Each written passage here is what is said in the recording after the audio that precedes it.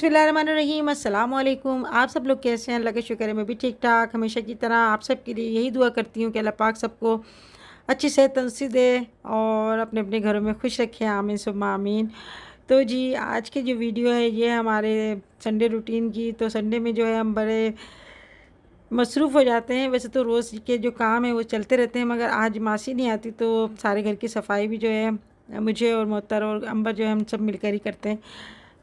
तो सफाई वगैरह करने के बाद यहाँ पर हो रही है किचन की सफाई। तो आज मैंने सोचा कि कैबिनेट की सफाई कर लेते हैं।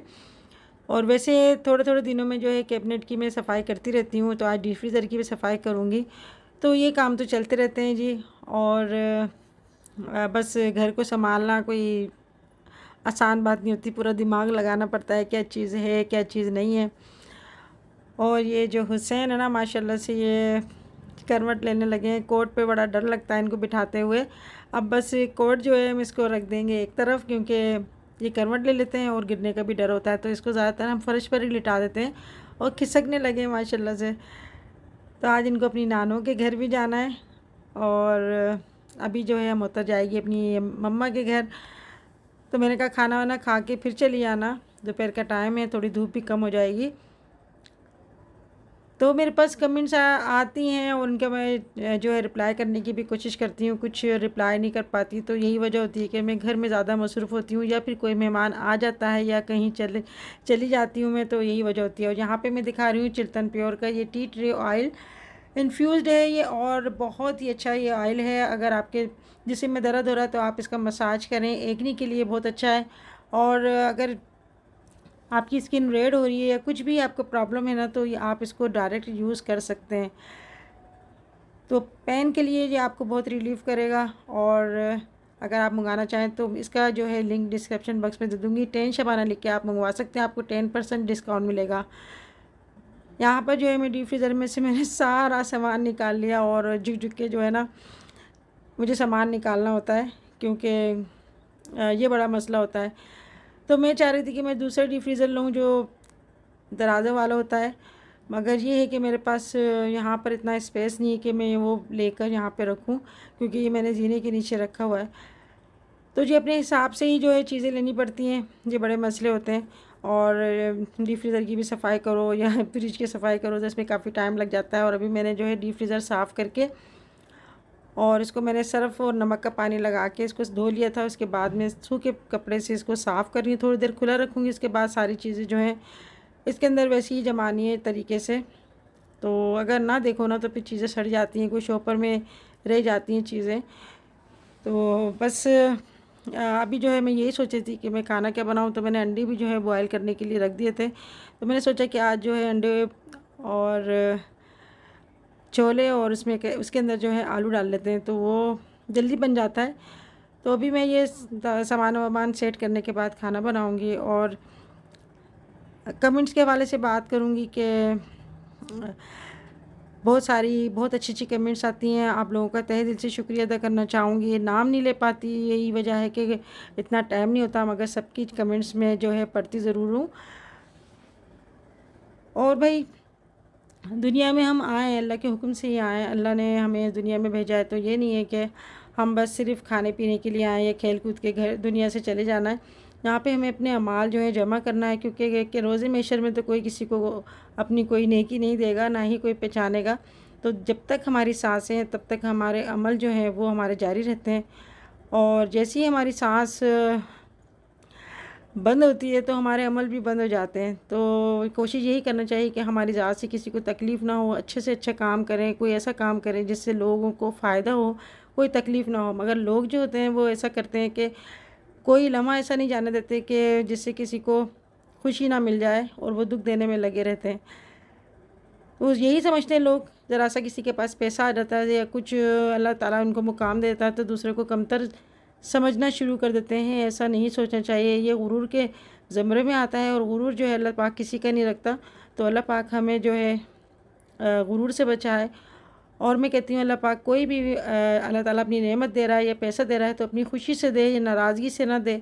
ये ना हो कि हमें अगर इतना सा भी गुरूर आ जाए तो वो हमारी सारी नेकी जो है रायगा चली जाए और हमारे सारे अमाल ज़ाया हो जाएँ। तो जी जो भी कुछ है दुनिया के दुनिया में ही रह जाना है, कोई चीज़ दुनिया से बचनी नहीं है। जो भी ज़िंदा चीज़ है सबको ही फ़ानी होना है। तो अपने अमालों को जो है भारी करने की कोशिश करें, अच्छे अमाल करने की कोशिश करें। तो जी मैं आपको बता रही हूँ, यहाँ पर जो है ना मैं अंडे उबाल के मैंने रख दिए थे और इसका मैं मसाला बना रही हूँ। तो मैंने प्याज, लहसुन, अदरक और इसके अंदर मैंने टमाटर डाल दिए और ये ब्राउन प्याज है वो भी मैंने डाल दी। तो ये मैं मसाला इस तरह से बनाती हूँ। तो जितने आप अंडे और आलू आप ले रहे हैं उसके हिसाब से आप मसाला ले लें। यहाँ पर जो है मैंने 2 प्याज लिए और 2 छोटे मैंने टमाटर लिए।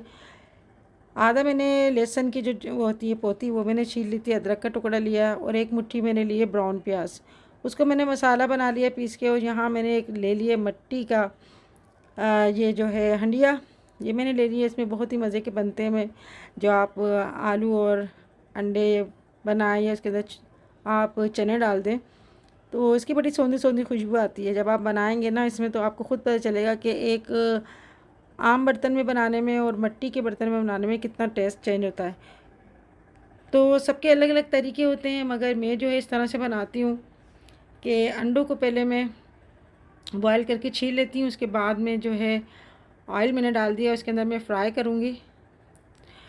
तो आपको उसमें जो झाग नज़र आ रहा है ना, ये थोड़ा सा अगर ये जो सफ़ेदी होती है ना अंडे की वो फट जाती है, उससे ये झाग आना शुरू हो जाते हैं।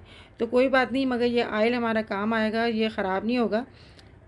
थोड़ी देर बाद जो है ये झाग इसके ख़त्म हो जाएंगे।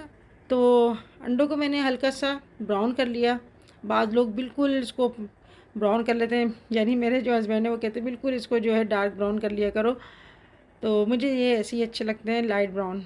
और इसी ऑयल में मैं डाल रही हूँ खड़ा मसाला। थोड़ी सी मैंने लिए काली मिर्च, एक दालचीनी का टुकड़ा लिया, एक बड़ी इलायची लिए है और थोड़ा सा सफ़ेद ज़ीरा इसी में डाल दिया। और जो मैंने मसाला पीसा था ना वो मैंने डाल दिया है। तो अभी थोड़ी देर में ये झाग जो है ख़त्म हो जाएंगे, आपको जो नज़र आ रहा है। और इस मसाले को जो है हम भुनेंगे और इसके अंदर मैं डाल रही हूँ लाल मिर्ची पाउडर। तो यहाँ पे मैंने जो है 1.5 चम्मच मैंने डाला है, 1.5 टीस्पून डाला है मैंने लाल मिर्ची पाउडर। और हाफ़ टी स्पून डाल रही हूँ मैं इसमें हल्दी पाउडर। धनिया पाउडर डालेंगे हम अपने जितनी हमें ज़रूरत होगी। तो मगर मैं यहाँ पर डाल रही हूँ 2 टीस्पून धनिया पाउडर। नमक डालूँगी अपने टेस्ट के मुताबिक। तो यहाँ पे मैंने 1 टीस्पून नमक डाल दिया। और जी थोड़ा सा मैंने पानी डाल दिया ताकि जो मसाला है ना वो फूल जाए और अच्छी तरह से हम इसको भूनेंगे। तो इसको मैं मसाले को मिक्स कर रही हूँ, बड़ी जल्दी से पक जाते हैं ये। यहाँ पे मैंने जो है 2 बड़े आलू मैंने काट कर उसको धोकर मैंने डाल दिया मसाले को। अभी मैंने मसाला सही से भूना नहीं है, मगर आलू इसमें गलने के लिए रख दूँगी मैं। तो जब मुझे ज़्यादा काम होता है तो मैं ऐसी चीज़ें बना लेती हूँ, अंडे आलू बड़ी जल्दी से बन जाते हैं। और यहाँ पे आप लोग पूछ रहे थे कि आंटी जो मसाले का ये बॉक्स लिया है ना आपने कहाँ से लिया, कितने का लिया? तो आज मैंने ये मसाले का बॉक्स जो है निकाला था, ये मैं फ्रिज में रखती हूँ अपने। और इसके जो है ना सारी जो डब्बे हैं वो मैंने खाली करके उसको मैं पहले धो रही हूँ, सुखाकर फिर मैं दोबारा से जो है मसाले रखूँगी। तो ये मैंने लिए थे कराची से, लिया था मैंने मेट्रो मॉल से। और बड़ा बॉक्स जो लिया था वो मैंने लिया था 1800 का। और जो छोटा बॉक्स है ये मैंने लिया था 1600 का। तो ये 200 का फ़र्क था। तो 2 बॉक्स लिए, एक बॉक्स में मैं रखती हूँ खड़े मसाले और एक जो बड़ा वाला बॉक्स है इसके अंदर रखती हूँ मैं ड्राई मसाले, वो सारे रखती हूँ। तो इससे बड़ी सहूलत है मुझे, क्योंकि सारे मसाले जो है ना बस एक ही डब्बा खोलती हूँ और सारे मसाले में डाल देती हूँ, वरना अलग अलग जार खोल खोल के डालने पड़ते हैं। तो मैंने आपको बता दिया, बहुत दिनों से कमेंट्स आ रही थी और अब आप लोगों को पता चल गया होगा। वैसे भी मैंने अपनी कमेंट्स में बताया, मगर अब जो है मैं अपनी वीडियो में बता रही हूँ, क्योंकि मुसलसल मेरे पास यही कमेंट्स आती हैं, आंटी हमें इसके प्राइस बताएं, आपने लिए कहाँ से। तो इंशाल्लाह मैंने आपको जवाब दे दिया, आपको तसल्ली हो गई होगी कि ये मैंने कराची से लिया था। ठीक है जी। और यहाँ पर जो है हमारे बर्तन भी थोड़े से बस जो है धोते जा रहे हैं, वरना अगर हम बर्तन ना धोएं तो फिर बर्तन बढ़ते रहते हैं और काम भी हमारा बहुत ज़्यादा हो जाता है। तो इसके साथ साथ जो है इस बात का भी ख्याल रखना पड़ता है कि नमाज का अगर टाइम हो रहा है तो हमें नमाज़ भी अदा करनी है। ये नहीं है कि हम काम में मसरूफ़ हो गए तो हमारी नमाज ही निकल जाए।